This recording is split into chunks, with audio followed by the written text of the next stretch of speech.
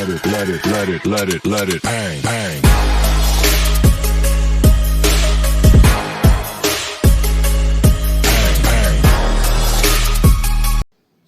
Hello friends, welcome back to all of you in this my YouTube channel Mindful Studies. मेरा नाम है नीरज ठाकुर।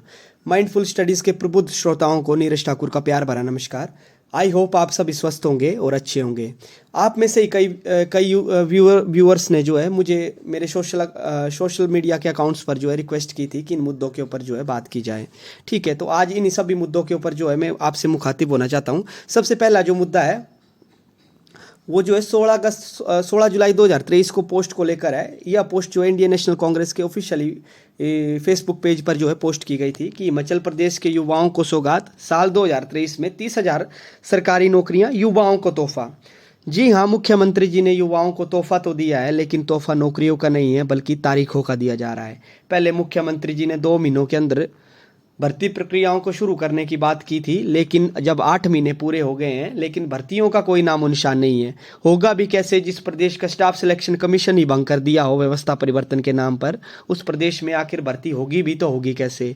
लगभग सभी युवाओं को यह समझ में आ गया है कि अब स्टाफ सिलेक्शन कमीशन को क्यों भंग कर दिया गया था, सरकार की इसमें मंशा क्या थी। भले ही सरकार ने इसे पेपर लीकेज का हवाला देकर भंग कर दिया हो, but everyone has understood what was the main motive to the government to dissolve the staff selection commission.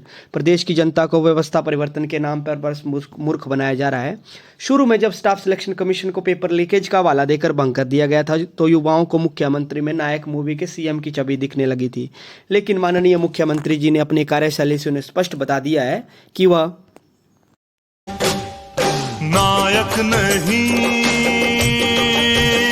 खलनायक हूं मैं।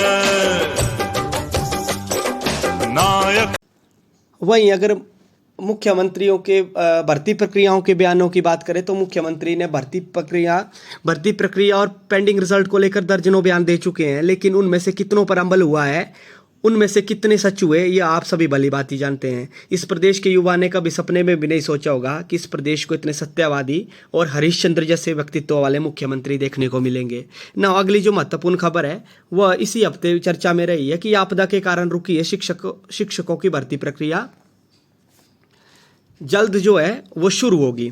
ठीक है, जी हाँ, बात 100% सही है। आपदा के कारण ही जो है शिक्षक भर्ती प्रक्रिया रुकी हुई है, और जिस आपदा की बात प्रदेश के माननीय शिक्षा मंत्री जी कर रहे हैं वह आपदा 1 या 2 महीने पहले नहीं आई है बल्कि पिछले साल दिसंबर 2022 से आई हुई है। और इस यह आपदा कोई छोटी मोटी आपदा नहीं है। यह आपदा इतनी विकराल है कि इसने पूरे प्रदेश के सिस्टम का बेड़ा गर्क करके रख दिया हुआ है। इस आपदा को व्यवस्था परिवर्तन की सरकार और सुख की सरकार का नाम दिया गया है। और आपदा विशेषज्ञों की माने तो अभी यह आपदा लगभग 5 सालों तक इसी तरह जो है प्रदेश में कहर ढाने वाली है। ठीक है, अगली जो मुख्य खबर है वो है शिक्षा विभाग में 6,000 पद भरने की प्रक्रिया जल्द होगी शुरू। ठीक है, मेरा यकीन मानिए शिक्षा विभाग में शीघ्र ही पद भरे जाएंगे। इस खबर को पढ़ते पढ़ते 2023 से 2024 और 2024 से 2025 कब आएगा आपको पता भी नहीं चलेगा। जिन शीघ्र ही और जल्द ही शब्दों का अर्थ आप समझ रहे होते हैं, राजनीतिक मायनों में उनके अर्थ कुछ और होते हैं। इन शब्दों की हकीकत बिल्कुल वैसी ही है जिस तरह के शब्द मुख्यमंत्री जी ने पेंडिंग रिजल्ट को लेकर और भर्ती प्रक्रियाओं को शुरू करने को लेकर कहे थे। पहले 2 महीनों में स्टाफ सिलेक्शन कमीशन को गठित करने की बात की थी, फिर 2 महीनों के भीतर पेंडिंग रिजल्ट को निकालने की बात की, फिर वह 2 महीनों का कार्यकाल 1 महीनों में तब्दील हुआ, 1 महीने से 15 दिन पर आए, 15 दिन के बाद 1 हफ्ते पर आए, लेकिन लगभग आज 8 महीने कंप्लीट होने के बावजूद ना कोई पेंडिंग रिजल्ट आए, ना ही कोई नई भर्ती आई।